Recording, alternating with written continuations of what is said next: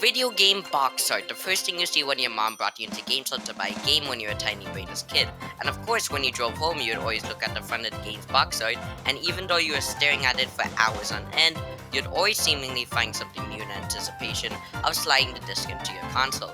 Yup, that was me, and hopefully just not me, or else I did that intro for nothing. But over the years, box art has slowly decreased in quality because devs don't have time to focus on the art of the game, or put microtransactions in every game they touch. Even while the majority of the games we play don't have microtransactions, the box art is still hilariously underwhelming from something that's freaking 30 years ago. They just put the freaking PNG of the main character, put the logo and colored background, and there it's Cyberpunk 2077.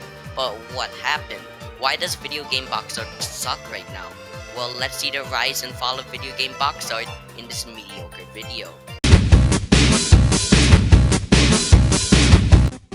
The rise of video game box art starts unsurprisingly at the early days of gaming. Not as early as Pong, but when Nintendo, Sega, and PlayStation safely became the big three mainline consoles. But origins can also be traced in the Atari era. For example, the Activision games box art in the 80s were simple but showed what the game was about in a simple and colorful way. It tells you in an art style that's very cartoony and realistic at the same time. And since Photoshop wasn't around back then, artists had full control with the art covers in any way they wanted.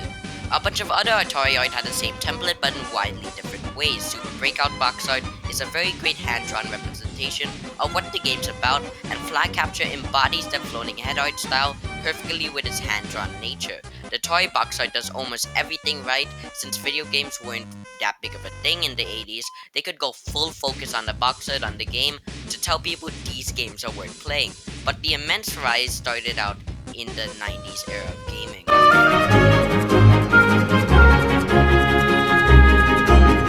The 90s was one of the golden ages for gaming, as gaming really started finding its footing and take off. The NES, SNES, Game Boy, and the PlayStation were all massive hits, so a bootleg of games came out, with many of them being countless classics, but most of them also had amazing box art, and some bad ones, especially the Mega Man one.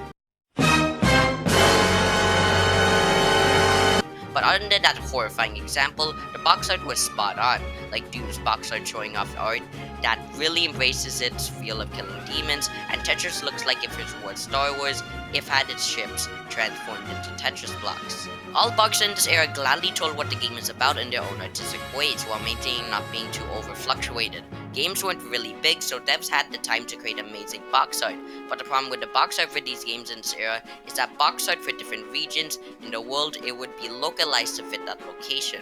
But this wasn't too much of a problem, as both box art from both regions still look stunning, even if there was some clear winners when you compared them together, like Resident Evil 2 from North America and Japan. Japan's cover looks more horrifying and sets the tone, while the North American version looks like something from a cheesy 80s movie you found at the clearance section in your local Dollar Tree. But Sonic the Hedgehog's box art for the US looks clean and sharp, while Japan's has too much filler content in that shouldn't be in there for the first place. But even with the golden era of beautiful box art in the 90s, the fall of box art started in the 2000s.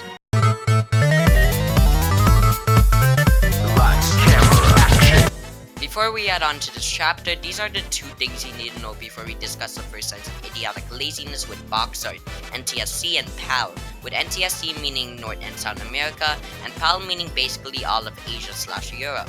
And that's the main theme going into this chapter. For here we're just gonna talk about PlayStation 2 box art, since they were most relevant and more well known at the time, and it's the top selling console in the history of gaming too, so that settles it.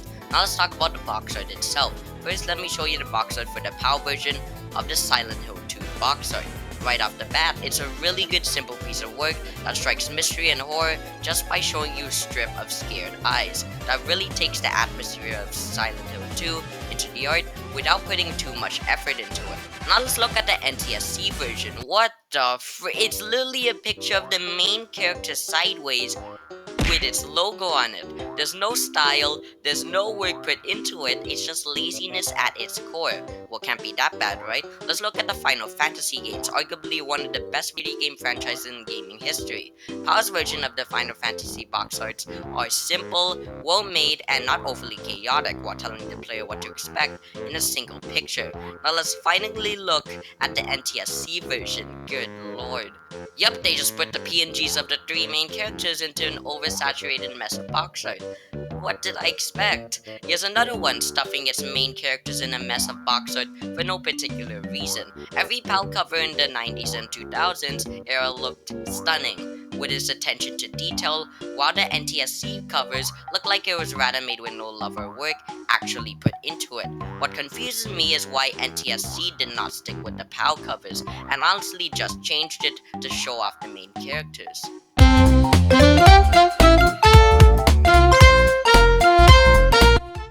And now the last section, the immense fall. This time the same stupid lazy box art was now just shipped to every country in the world, and was during one of the most successful eras of gaming of all time, having the Switch, PS4, and the controversial Xbox One.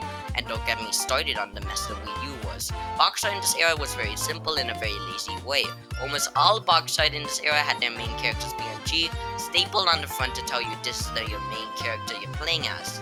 There's a most seen with FPS games like Call of Duty where they have a person with a gun on the cover and call it a day. It's generic at best and uninspired at worst, as every video game company is using the same boring template in this era, and even right now. Even the best games ever like The Legend of Zelda Breath of the Wild or even Ghost of Tsushima all have the same boring box art that really gets old quickly.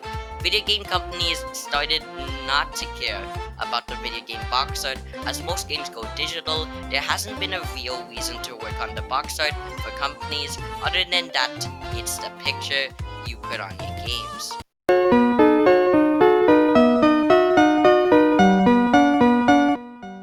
Video game box art has still been dying down to this day with uninspired box art techniques and at points horrible representations of what box art really is. Box art has been treated like a lost dog in New York, kicked around and no one to take care of him right.